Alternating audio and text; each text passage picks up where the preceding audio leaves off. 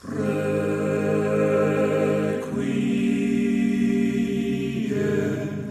aeterna. Hey there, this is Brent. And this is Amanda, We are the Unreliable Narrators. here to talk about the strangeness, the mystery, and the wonder of Gene Wolfe's prose. What is time? What is memory? What is a person? Is this reality? Where are we? Do we exist?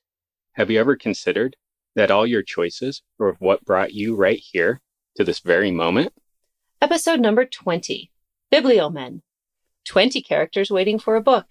First published by Cheap Street in 1984, and then republished by Broken Mirrors Press, October of 1995. Well, so continues our Boolean packet of characters. Yeah, here we are hanging out with a variety of bookish people. And I think the characters that we're going to cover today remind me of Wolfe's intro, where he says that he really likes book people because they're very interesting. And our first character today is one of my favorite kind of book people, And what type is that? the kind that get lost in a book. So we have Sir Gabriel. Yeah, Sir Gabriel, who is by no means the least of Arthur's court. This one grabbed me from, the sixth word, because I've very much enjoyed reading Arthurian legends and studying them and teaching them. And so a story about an obscure knight in King Arthur's court seemed like a fun character to follow. Yeah, so I'll be leaning more on your... Oh, well, it's a very short story, so I'm not sure how much I can cram in here about Mallory this and Chrétien de Troyes that, but I'll try. So he's by no means the least, but I could not find a... Oh, no, there is no Sir Gabriel in Okay. Arthurian tradition. I was pretty sure of that, but... Yeah, I hesitated to pronounce that the first time I read through. I was like, there's definitely not a Sir Gabriel. And then I doubted myself. And then I went and did some searching. And no, there is definitely not a Sir Gabriel. There's no legend from the Arthurian cycle, from the Matter of Britain, that mentions a Sir Gabriel. Okay. There are lots of other Sirs, Sir Bors. No, I was wondering, in the recent Wolf at the Door, there's a Gabriel poem, but it's about Gabriel coming down to meet the Virgin Mary. So it's not this Gabriel. It's not this Sir Gabriel.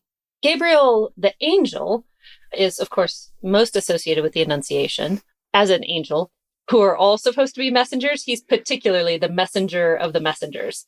And he's the one in all of the great medieval and Renaissance paintings of the Annunciation.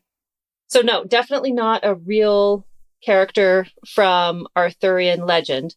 Although, to be fair, the Arthurian legends are a long series of interlocking fan fictions on history. And so, to the degree that this little character sketch qualifies as another layer in that long tradition, now I guess he is actually a knight in King Arthur's court. Yeah, I'll go with that. So he was born on Candlemas Day. Yes. This comes up towards the end, so this is the 2nd of February. Yes. In the modern liturgical calendar, that's typically known as Groundhog Day. But in the church calendar, Candlemas has different significance. Mm-hmm. Also known as the presentation of Christ. So one of the traditions with it is people brought their candles to the church, the ones that they were going to use throughout the year, and had the priest bless them. Yes.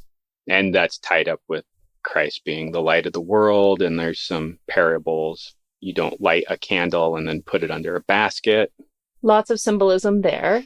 The presentation of Christ in the temple is also one of the great moments, or the big moments, in his early life, and part of the long tradition in the medieval world of churching, which is where, after a woman had given birth, she does not attend a church for 40 days, because Candlemas is 40 days after Christ's birth.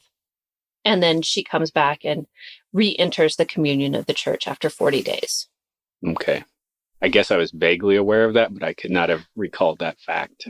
Probably that's because you haven't given birth to any children, unlike some podcast hosts.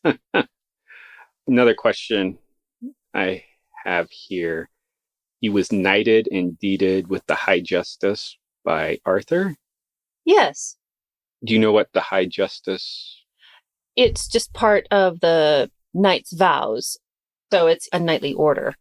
Okay. So I don't know if there's a particular significance to it, but my impression is that it's part of that repetition of the things that knights vowed. Okay. And the High Justice would be the King's Justice. Okay, that's what I thought, but I didn't want to assume here. Okay. Well, there's a large body of Arthurian literature, and I have read some, but you have definitely read much more of it than I have. So, well, and if I've learned anything from reading a lot of Arthurian literature, it's that everything is possible and nothing is not included, including contradictory things. So there are lots of traditions. Yeah. You mentioned the High Justice, but I wanted to also just talk for a moment about the dates here. Candlemas in 503, he was born, Sir Gabriel was born, and in 519, he followed Sir Lancelot to Britain. And so this dating is really great because it does fit with what at Wolfe's time, and still, I think, would be considered the best possible dates for any actual King Arthur story. So the legends, of course, come to us through the Middle Ages, but they would be based on something that probably happened late 5th century, early 6th century in Britain. Okay. Whatever historical evidence there really is, which is minimal, but Wolfe got his dates right. So then there's the giant, Mandragore. Yeah, and of his battle against the giant Mandragore, a song was made. Yeah, I couldn't specifically find this giant. Arthur is known as a giant slayer, and there's several stories along those lines. And then there's Gregory of Monmouth. Yeah, Okay. Monmouth. Yeah, Monmouth. And that's not Gregory, it's Geoffrey, I think. Geoffrey of Monmouth? Yeah. Okay, that's okay. He has some lines about how the original inhabitants of Great Britain were giants. Right. So. And there are lots of lines in Arthurian legend about in those days there were giants in the land, or especially toward the north, there were giants, or over in Wales. Anything can happen over in Wales. There are giants that travel by rolling on their head like a bowling ball. No, that doesn't make any sense, but it's Wales. So there are lots of giants in the land in the time of Arthurian legends. Okay. Now I would assume that's a callback to Genesis and to Joshua leading the people into the promised land where there were giants in those days and we were like grasshoppers to them. So I assume it's kind of a leader who's rising up in a time of chaos. Yeah. And part of the stories and the legends also has to do with the geography of England, with lots of knobbly, rocky hills, and not from England and haven't traveled very extensively there. But my understanding is that, especially in some of the wilder parts of England, between the mists and the ways that the mountains and hills have worn down, there's a lot of glimpsing giants through the mists. Lewis writes about that in The Silver Chair. When he has the children travel north, Jill thinks that, oh, the legend of the giants must come because of how much those rocks look like they could be giant heads with birds' nests in them and stuff. And then it turns out that they really are giants. And so part of that is just the sense of wildness in the land.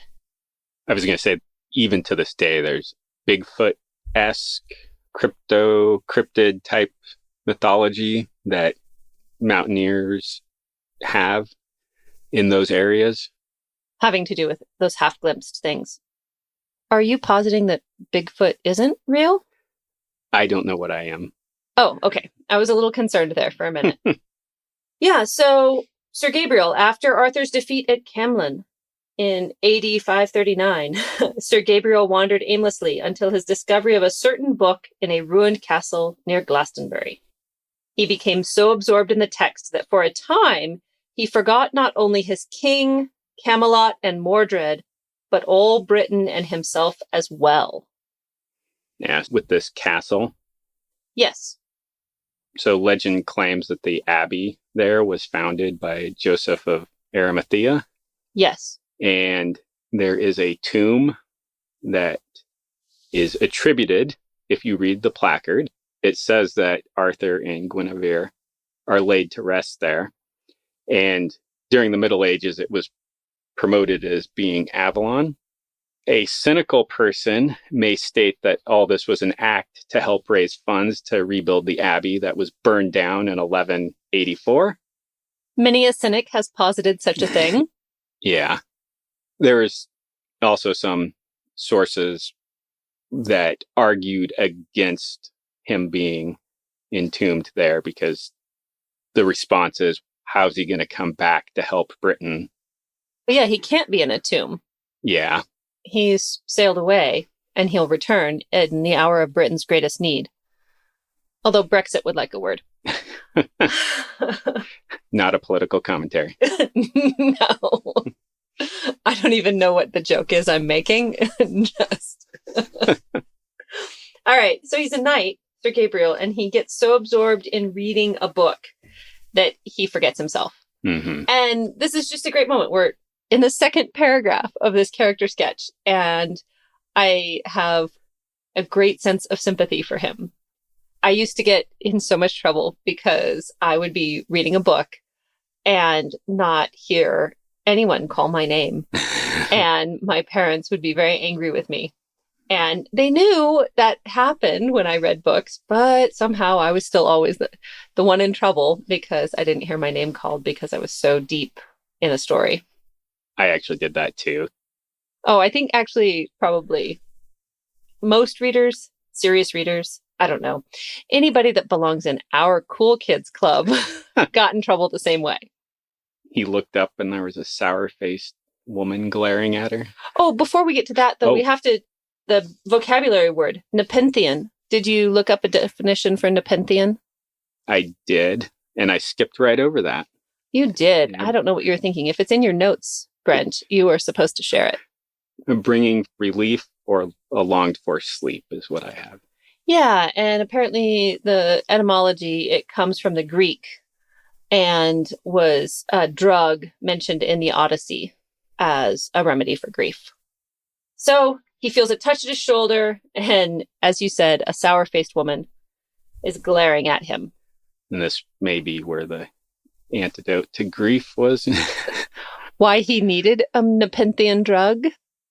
So the sour-faced woman is glaring at him. And he says, I am, and it trails off. You're my husband, Harry Appledorf, she told him. And he was. The golden aura that had surrounded him vanished, and he sat in a small apartment in St. Louis. Yeah, so we've had two reversals here. He got absorbed as Sir Gabriel in a story. Mm-hmm. He was a knight. He had been knighted by King Arthur. He had fought with King Arthur. He disappeared into Glastonbury, reading a book, was absorbed in it, so absorbed in it that he forgot his king for a while. Uh-huh. And now he's woken up and, oh no, he's Harry Appledorf. Yeah. And he's just living in a small apartment with his sour-faced wife. Yeah, and it says, and he was. The golden aura that had surrounded him vanished, and he sat in a small apartment in St. Louis. He knows that he was once Sir Gabriel of the Table Round, but he cannot be Sir Gabriel again. So he's lost his retreat. Yeah. So the book that he was reading, this part cracks me up. It was this one. It was Bibliomen. Yes. So he was so absorbed being Sir Gabriel, and it was from reading this book. Mm-hmm. Yeah, it was Bibliomen, or it was whatever book Wolfe was going to put this character into. Yeah. Yeah. It's a very Wolfian twist. The question is this book brown? It's brownish yellow. Brownish yellow, Yeah. Yeah, kind of a tannish, yellowish, brownish. Mm-hmm. Yes, and then, of course, the story closes with he died February 2nd, 1987. Yeah, which is Candlemas. Candlemas Day. Yeah. I was trying to see if there's anything else that may have been important on that day. There was a novelist, Alistair MacLean, I think. MacLean. So he passed away. Oh, on okay. this day. On February 2nd, 1987 specifically, or just on February 2nd? 87, yeah. Oh, okay. I don't know if it's relevant or even, it may be a coincidence. I think the Candlemas is the main thing. Yeah, it's interesting because there was a medieval theory that you died on the day you were conceived. Okay. Well. Which is all part of the determination of the date of Christmas. Yeah. But he died on the anniversary of his birth, so he died on his birthday.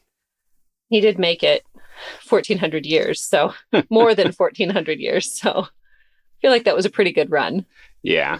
Now I'm thinking Indiana Jones and the Last Crusade, the night that's in there. When they walk into the old. Yes. With all the traps and everything. Yeah. Okay, well, I love Sir Gabriel, and I think I would probably love Harry Appledorf as well, just because he's a person who gets absorbed in books.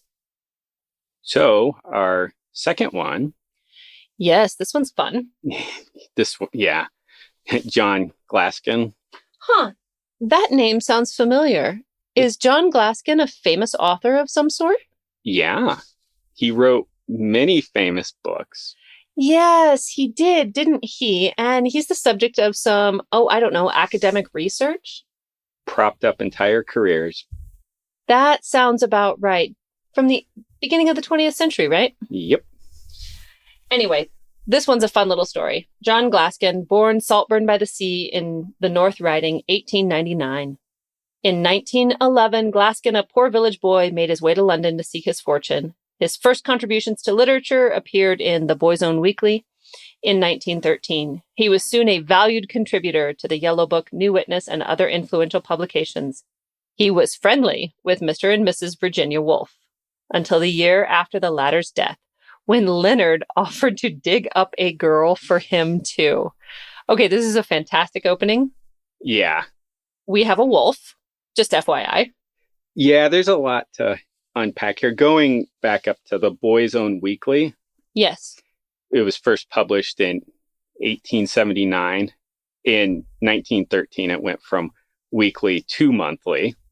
And then the Yellow Book, it was published from 1894 to 1897.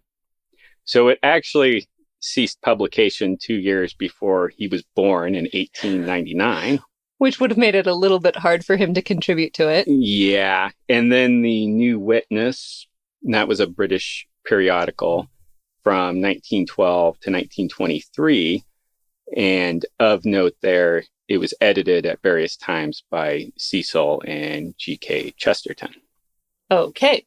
I think that Wolfe did something fun here where he mixed together possibilities and an impossibility, which embeds a clue to the actual situation that we find ourselves in. Yeah. What did you think of? It was Mr. and Miss Virginia Wolfe. Oh, I think that just is because Virginia Wolfe is the more famous of the two. Okay. That didn't actually strike me as being particularly odd, even though it isn't the conventional way such things are structured. Yeah. But Virginia Wolfe was the far more famous member of that marriage. Yeah. No, I honestly, if you asked me, I probably couldn't tell you what her husband's name is, other than the fact that I just read it right yeah. here. Yeah. And I don't particularly enjoy Virginia Woolf. I've read a few of her novels. They're literary classics. They're not really my style as much, but I've definitely never read anything by Leonard Wolfe. Yeah, neither have I. So Shaw is said to have disliked Glaskin. Yeah, whom he considered a regular Don Juan. And Gissing? Yeah. Okay. Gissing, on the other hand, treasured Glaskin, who had counseled him not to marry, which ties into Shaw's opinion, I suppose. Mm-hmm. And Glaskin tried repeatedly to fix H.G. Bertie Wells up with a girl.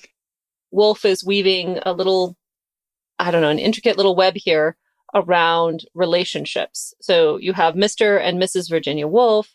You have Leonard offering to fix Glaskin up with a girl or dig up a girl for him, which is very dark phrasing. Mm-hmm. And then you get Glaskin intertwined with George Bernard Shaw, with Gissing, and with H.G. Wells, all around romantic relationships. Yeah. Which, from what I understand, H.G. Wells was a bit of a womanizer in that aspect. Yeah. And then Glaskin is now also connected to Hemingway. In Paris during the 30s, Hemingway was much taken with Glaskin, believing he had thrown their fight. So there's a nice little embedded story there. Mm-hmm. He carried Glaskin to Africa with him, where Glaskin, after bribing a porter to break Hemingway's glasses, amused his friend by lurking on Mount Kilimanjaro in a stolen leopard skin. What is this a reference to, Brent? I don't know. No? Snows of Kilimanjaro? Oh, yeah. Oh, Okay. Sorry. Sorry, I was focusing on the wrong thing when you asked me that question. Yeah, no. Snows of Kilimanjaro. Okay, sorry. To explain where my mind went, Okay. so everybody probably knows the Exorcist movie. Probably. Well, there's an Exorcist 2, and in the beginning, it has James Earl Jones. Okay. It zooms in on him, and I think he's wearing a leopard skin, and he does this fake growl at the camera. So when we were reading about the leopard skin, you were off on Exorcist 2. Yeah. I don't think that's what Wolfe is referencing. I'm pretty sure it's not. For some reason, that just triggered in my mind. And then you asked that question, and I was... Yes. Eventually, Glaskin was forced to abandon this practice of lurking around in a stolen leopard skin, as Hemingway fired at him several times. And Hemingway found the skin in the eternal snows far above the timberline. Mm-hmm. Although Glaskin made many contributions to English literature, this may have been his greatest. Yeah. I'm getting a dig in there about Hemingway's shooting ability. So. Yeah, dig in there about Hemingway's shooting ability and, I don't know, that sort of aggressive masculinity pose that he had. I guess I shouldn't call it a pose. I think he was very sincere. I just rolled my eyes a little bit. Yeah, well, obviously that was wrapped up in other mental health issues for Hemingway. So yes, which probably only became clear after his death. Yes, and I probably wouldn't be quite as irritable about the Hemingway stuff if it weren't for the fact that the Unreliable Narrators are based in a part of the country where Hemingway is lauded to the skies because of his 2 years residence among us. Yep. And passing. Well, yes, and that too. The next paragraph here, this one cracks me up. This one's hilarious. Yeah. 6 pence for buns. Yes, 6 pence for buns, imitated previously by Mom, by W. Somerset Maugham. And then Brideshead, which he's claiming that Evelyn Waugh was writing. Brideshead Revisited. Uh-huh. Yes, inspired by Glaskin. Yeah, which is hilarious because if he's publishing this stuff. Yes. As in journals, in literature journals, the people that are reading the articles about all this stuff that Glaskin supposedly did, Brideshead Revisited, it's because it's bookended. The character in there, he's at Brideshead in the beginning, and then later on during the war, he shows back up and it's his recollections. Yeah, and I think we've been assuming everybody's been following this from a previous episode, which is that Glaskin is the invented character of our bad scholar from earlier in Bibliomen. Yeah. Yeah, so this positing that Glaskin had written an inspiration for W. Somerset Maugham, an inspiration for Evelyn Waugh, and then I love this one, You Can't Go Home at All, a chronicle of his misadventurous attempts to return to Saltburn by the Sea by rail. Yeah, so and then that's Can't Go Home by Tom Wolfe, so we have another Wolfe in here. And then the funny thing is that phrase is used incorrectly by a lot of people because in the book, the character in You Can't Go Home Again, the reason he can't go home again is because he's made it as an author, but as his material for his stories, he's used all the people he knew growing up. So the reason he can't go home is because Because nobody wants to talk to him because Yeah. he's written about them. Yeah. So we have a bit of a reversal here where you can't go home at all because none of this stuff exists. Exactly. And then the final lines, having gained literary immortality, Glaskin can never die. He presently lives in Kent under the name of Saunders, where he keeps bees, and vice versa. And then the story has a footnote. This brief biography was kindly supplied by Kirkpatrick Arthur's PhD, formerly of Harvard. Readers seeking more extensive information may consult his Maze of Grey, John Glaskin Revisited, and Sweet Sword, High Heart, Love and War in the Fiction of John Glaskin. One little note there on the bees. Yes. There is actually a Saunders who wrote Wild Bees, Wasps, and Ants and Other Stinging Insects, but he would have passed away before supposedly this life was chronicled here. Right. So it's just funny to see another. Well, Wolfe probably had a copy of that sitting on the shelf, and that's where he came up with the pseudonym. Mm-hmm. Part of what I love about this is that, yes, it's a callback to our Kirkpatrick Arthur's PhD from earlier in the Bibliomen collection. And it's an invented biography of this early 20th century literary figure that Kirkpatrick Arthur's had built his career around. But it also is just Wolfe got to do a little bit of what he had Kirkpatrick Arthur's doing, which is inventing a literary history and being clever about it. He embeds him in a milieu where there are lots of things to reference. Uh-huh. And he does it where you could just read it and not necessarily realize, like if you saw a little blurb, not in the context of a Gene Wolfe collection, of course, but somewhere else, you wouldn't necessarily know that someone with the very plausible name of John Glaskin wasn't one of the obscure early 20th century authors that ran with that crowd and just wasn't as famous as them. I think I said this with the Kirkpatrick Arthur's episode, but there's kind of echoes of the novel Peace in here, where we're in Peace. There's the guy who's counterfeiting early county history and that type of stuff. Yeah. Well, and okay, this is probably just silly on my part, but we just had Sir Gabriel of King Arthur's court, and here we have Kirkpatrick Arthur's. And then I read the title Sweet Sword, High Heart, and I'm like, okay, Sir Abel of the High Heart. And it's one world. It's Gene Wolfe's world, and we're just living in it. Yeah. No, I think that's a good call out there with Sir Abel. So okay. I was thinking about that a little bit as we were talking. I was like, oh, why didn't I make that connection before? Because you got to leave me intellectual crumbs. All right. And now we have one more before we wrap up for this episode. And this one is Copman Gold Fleas. Born in New York City, May 1st, 1940. Upon graduating from high school, Goldflees accepted a position as a retail clerk in a camera store in Manhattan, where he worked for approximately 8 years. Yeah, he married Sarah Greenglass in 1965 and had a son that was born the same year. That one stuck out to me. It did to me too, but I couldn't find anything in the story which would indicate any, there's the woman in trouble getting married trope, but I couldn't find anything specifically about it.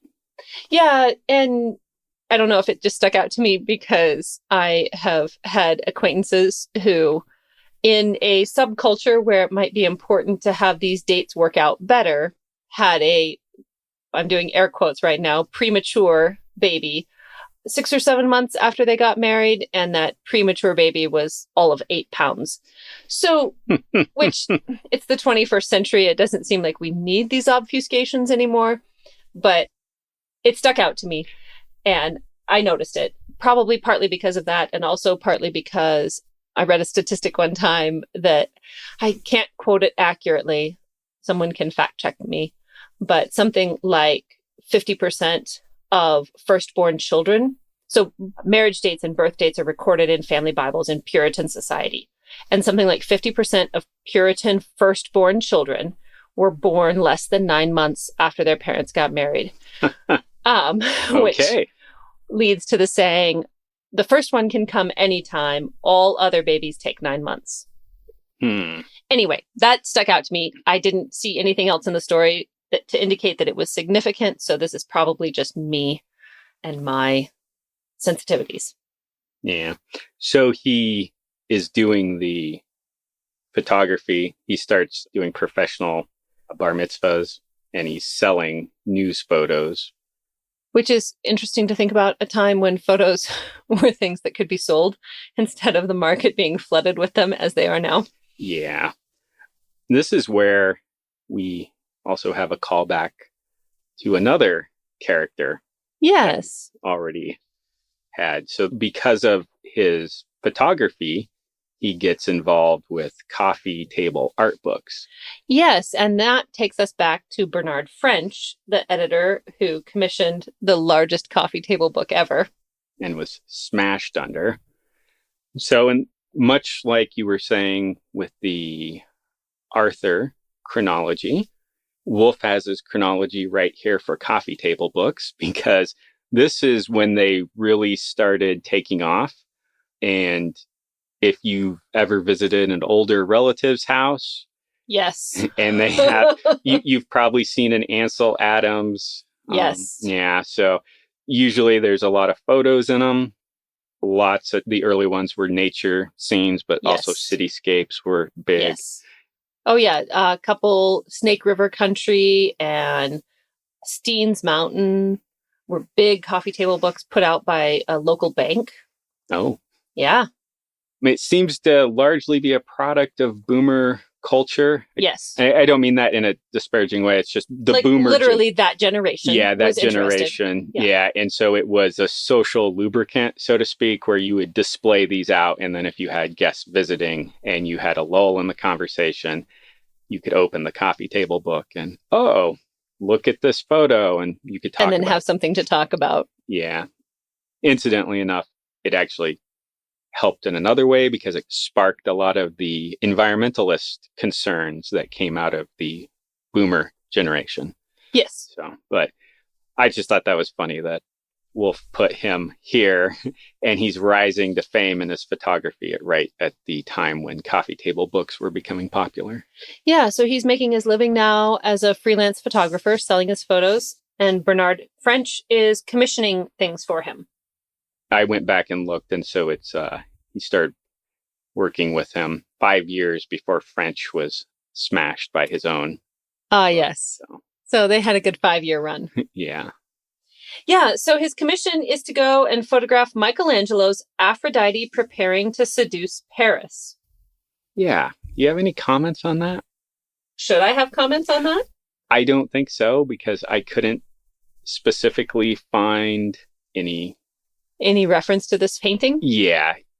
The title of it is one of those like, oh, yeah, no, I've seen something like that, but it's not. I think I'm inserting memories of the judging of the apples. Yes. Various other things. So with all of the mythological scenes that are painted, this is not one that it seems like. So it's supposed to be on a church wall in San Benito, Italy.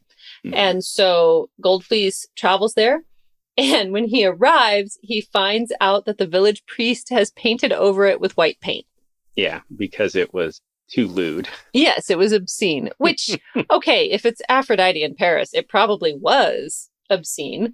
And if it was painted on the wall of a church, which is somewhat questionable, at least, having it all painted over with white paint, yeah. Painted over with white paint or not, Goldfleece is going to photograph it. Yeah, so he thinks he can use a technique where they, like, so a palimpsest is it's writing that's under other writing, and you see this a lot in medieval manuscripts because it was easier to sand out the old writing and reuse the vellum.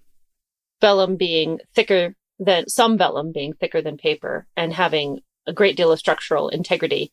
You could sand or scrape it to remove the previous ink and write new things on it. But that old writing pretty much always left a bit of an impression, especially a lot of medieval manuscripts, most, not all, but are written with oak gall ink. And that's highly acidic. Yeah. And so the ink bites into the vellum and leaves chemical trace and a faint visual trace. And even though it had been scraped off, erased essentially, and written over, you can, using different imaging techniques, you can read the old text. And so he's attempting to do this with various, it doesn't really explain that it is a technology where they use different wavelengths to look at old paintings that have been retouched or redone over time. To determine the age of different layers and what's hidden underneath. And so it's an interesting field all in of itself, because they get down to like fingerprints and they can tell which artist did which thing. And so that's all very interesting, but that's not really covered here. We get a little hand wavy technology. Yeah. He takes 3 days to photograph the blank white wall. Mm-hmm. So he may or may not be doing anything. Yes. And then he goes home. Yeah. And he's in the dark room. Yes. Developing these, and he stays in there, and they're putting vitamins and wafers and toast under the door. He's locked himself into the dark room, and there's barely anything can fit under the door. And so, yes, he literally wafers and vitamins they're pushing under the door. Which is just gross to think about. Yes. But oh, and Necco wafers were specifically mentioned. Did you ever eat Necco wafers? Yeah. They're like not a thin, chalky kind of candy. Yeah. Kind of more air quotes here. Candy. Yeah, they're not. It's like those little Valentine's hearts. There's a Futurama joke where it's like bone meal and earwigs or something. Oh my goodness, that's so disgusting. Yeah, but they're not very good. No, they're not. But vitamin tablets and Necco wafers under the door. Eventually, Sarah Goldfleece calls in French and asks him to help. And he visits, and then, as detailed in French's posthumously published Perfection Unto Death, Goldfleece explained that he had secured a photograph on the church wall in San Benito from which he believed Michelangelo's painting could be brought up. And then it goes on to describe the palimpsestic writing. Mm-hmm. And French leaves satisfied with the explanation. And then by January 7th, Goldfleece had ceased to answer his wife's knock, and it was observed by her and by his son that the vitamins and wafers were no longer removed. So apparently he was living on vitamins and Necco wafers for a while. Mm-hmm. Thin slices of toast were attempted without result. Yep. And then on the 9th of January, his son Claude forced the door and found his father dead. And he volunteers the opinion to French that Goldfleece had fallen for the image of Aphrodite he had restored and would never willingly have surrendered it to his publisher. But then the only person alive who'd actually seen this is Claude, and he destroyed the negative and the many prints which he had discovered beside his father's body. Yes, so whatever Goldfleece had managed to do, Claude destroys the evidence of. I guess Claude here has a lame or bumbling is the etymology there. Mm-hmm. So this is not super connected at all, but I knew a man whose name was Clodhopper. Yeah. Which also has the kind of bumpkin. Yeah. Country bumpkin. Maybe we're supposed to get the impression here that he's destroying the images out of an inability to appreciate their beauty. Yeah. Because he's uncultured. Yeah. He says the images were overdeveloped. Well, yeah. Which you can not read. Not the images are overdeveloped. Asked his opinion of Aphrodite. Yeah. He considered her overdeveloped. Yeah. Okay. You know what image leapt to mind when I read that line? No, which one? The cover of that limited edition of Free Live Free. Oh, yeah. Sorry. No, that makes sense. Okay. Not just me? Mm-mm. And then it ends with the attempts afterward to photograph Goldfleece's wall, as it is now called, have all been fruitless. Yeah, so they've tried to replicate what he did and not succeeded in uncovering anything. Yeah. So there we have it. Yeah. Which of these three did you like the best? Ooh, that's a good question. The first one. first one. It's Sir Gabriel. I don't know. Maybe I'm just a sucker for the medieval aesthetic. I did buy 2 books today that had medieval themes. Maybe it's just King Arthur's court, but I think it really is that sense of just being lost in a book. Yeah. That's an incredibly strong emotion, and the experience that I enjoy. I don't know.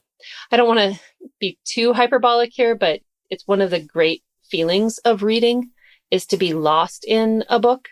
And it's something that I think I chase. It's harder now than it used to be.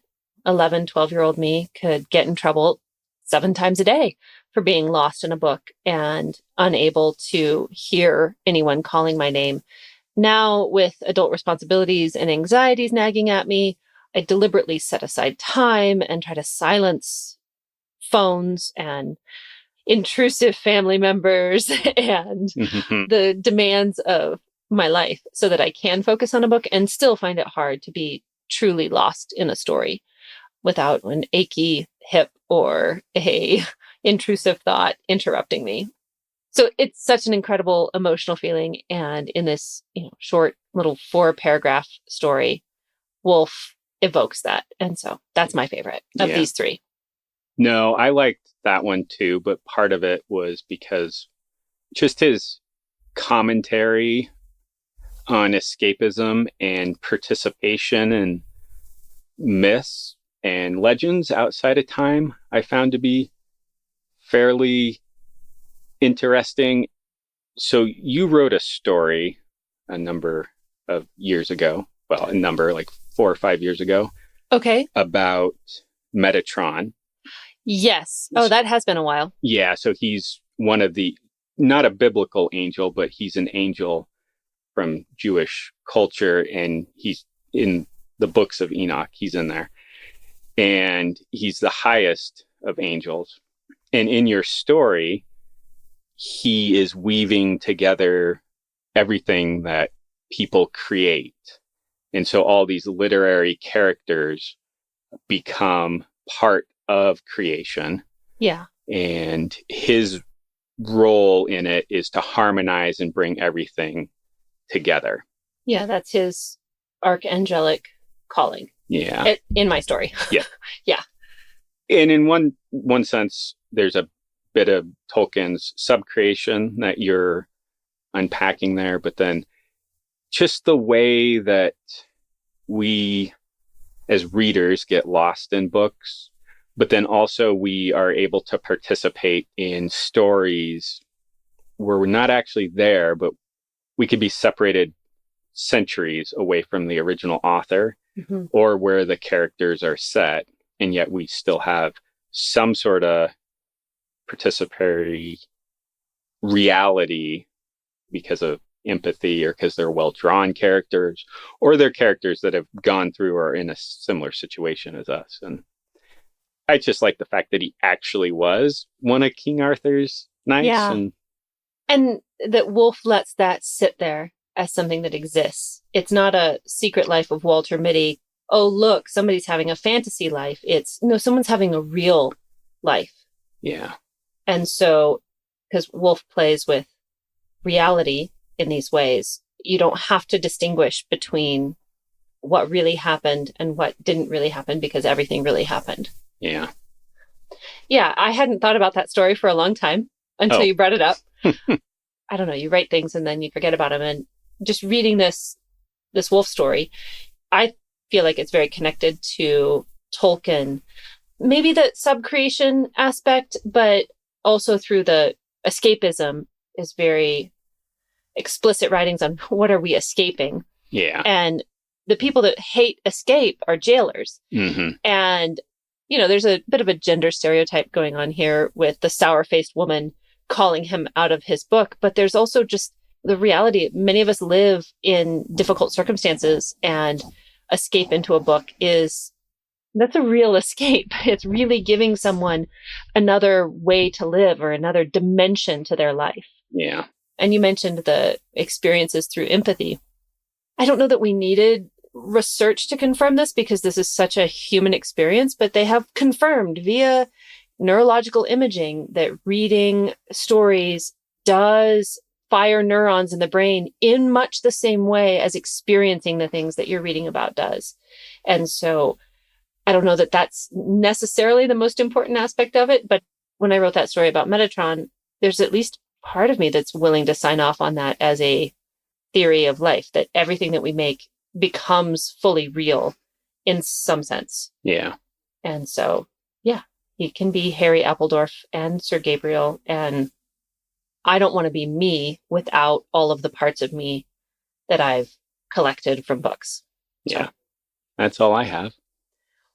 The Unreliable Narrators are Amanda Patchen and Brent Towell. And as Gene Wolfe said, this was the big test. This was one behind in the ninth, 2 out, and a man on second. It was not the way I would have chosen, if I could have chosen. But you never get to choose.